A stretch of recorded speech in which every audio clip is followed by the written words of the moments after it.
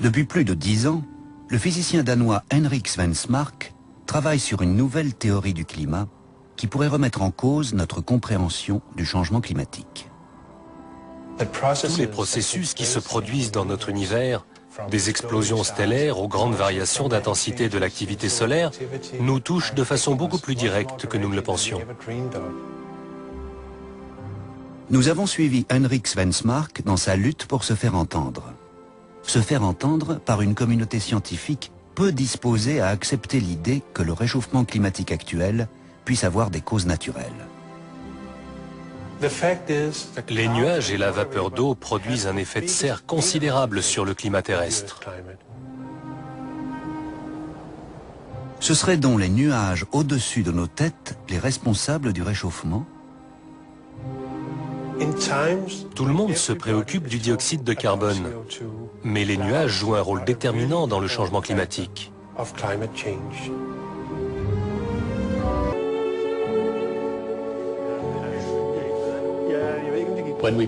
Quand nous avons publié ces travaux en 1991, tout le monde pensait que le réchauffement des 100 dernières années était dû avant tout à l'augmentation du dioxyde de carbone du fait de l'activité humaine.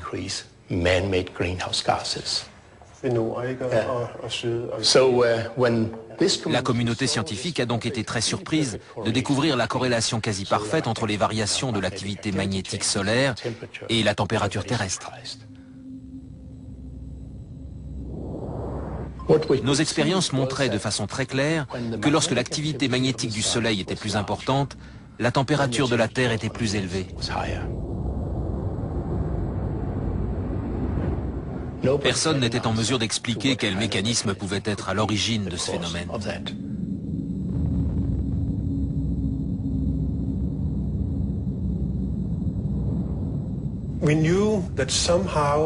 Nous savions que d'une manière ou d'une autre, l'activité magnétique du Soleil devait avoir un effet, direct ou indirect, sur le climat terrestre. Mais comment ça fonctionnait demeurait un vrai mystère scientifique. Et puis un jour, quelqu'un est entré dans mon bureau en parlant du rayonnement cosmique.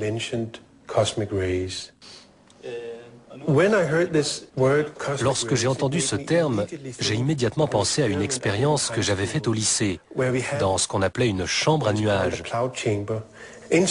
À l'intérieur de cette chambre, l'air est supersaturé, et quand les particules des rayons cosmiques le traversent, ça produit une chaîne de gouttelettes qui forment comme un petit nuage. Avec cette image en tête, je me suis dit, et si le rayonnement cosmique était responsable de la formation des nuages? Et si le Soleil, avec son champ magnétique, était capable de modifier la couverture nuageuse de la Terre? Nous aurions alors une parfaite explication du changement climatique. Le Soleil en serait le principal responsable, par le biais des nuages que nous voyons chaque jour dans le ciel.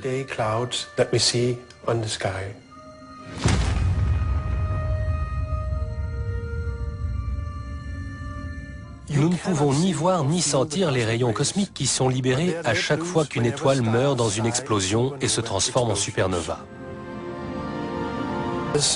Ces particules atomiques, chargées d'une fantastique énergie, sont propulsées dans la galaxie à une vitesse proche de celle de la lumière. Certaines d'entre elles bombardent la Terre.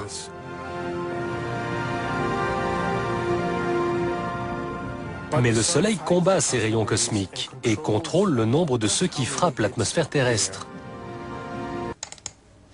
La courbe rouge représente le rayonnement cosmique. Vous pouvez voir ces variations. Et la courbe bleue représente la couverture nuageuse.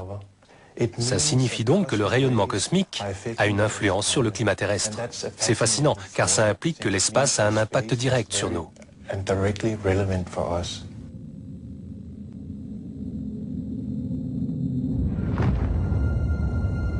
Le champ magnétique émis par le Soleil a plus que doublé au cours des 100 dernières années.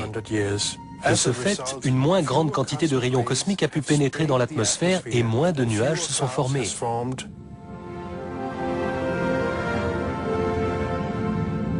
Ça a eu pour conséquence de réchauffer la Terre. Quand un fort champ magnétique émane du Soleil, ça diminue la quantité de rayons cosmiques qui balaient la Terre. Ce qui signifie qu'il y aura moins de nuages pour nous tenir au frais. Au contraire, un soleil paresseux, avec un champ magnétique faible, laisse pénétrer davantage de rayons cosmiques, qui eux-mêmes produisent plus de nuages. C'est de cette manière que les étoiles et le soleil contrôlent la couverture nuageuse de la Terre. Quand nous avons présenté les résultats de nos travaux à Birmingham, en 1996, nous étions tous très excités, bien sûr. Mais à notre grande surprise, ils ont été reçus de façon très négative.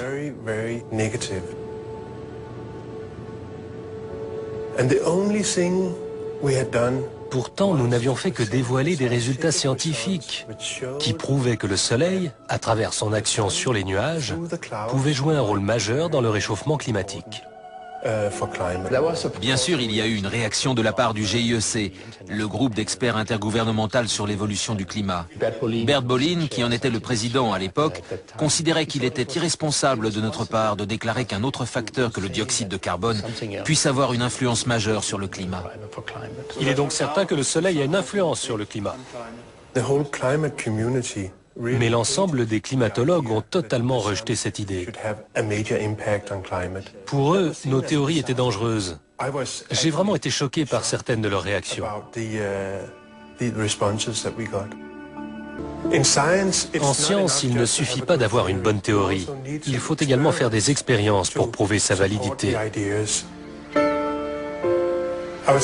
J'étais déterminé à faire une expérience pour prouver le lien qui existe entre le rayonnement cosmique, la formation d'aérosols et les nuages.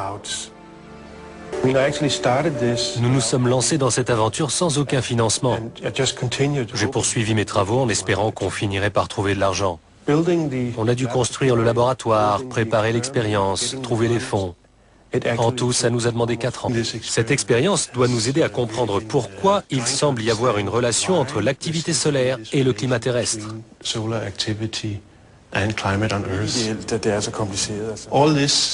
Toute l'agitation politique qui entoure la question du réchauffement climatique n'a rien à voir avec la science.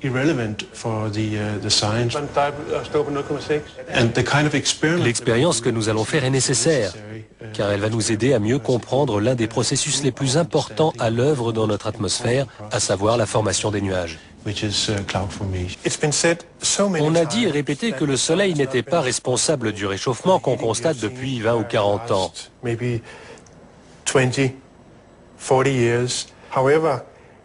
Pourtant, si on étudie les données océaniques, on voit bien qu'il y a une corrélation forte entre la température et l'activité solaire. Vous voyez ici en bleu la température océanique jusqu'à une profondeur d'environ 50 mètres. Si on compare l'allure générale de cette courbe avec celle de la courbe rouge, la corrélation est évidente. Or, la courbe rouge représente la variation d'intensité du rayonnement cosmique durant la même période. Nous voyons donc que même aujourd'hui, c'est le Soleil qui domine l'évolution des températures. Il jouait ce rôle dans le passé, il le joue actuellement, et il continuera de le faire dans le futur. Svensmark et son équipe avaient obtenu de très bons résultats. Et je pensais qu'ils seraient publiés immédiatement ou dans les mois qui suivraient leur découverte. Or, ils ont mis 16 mois à se faire publier. La raison à cela est selon moi une réticence de la communauté scientifique, et plus précisément celle qui soutient que l'effet de serre est dû à l'activité humaine, à accepter l'idée que cette nouvelle théorie, déjà étayée par quantité de preuves empiriques, le soit maintenant par des preuves expérimentales.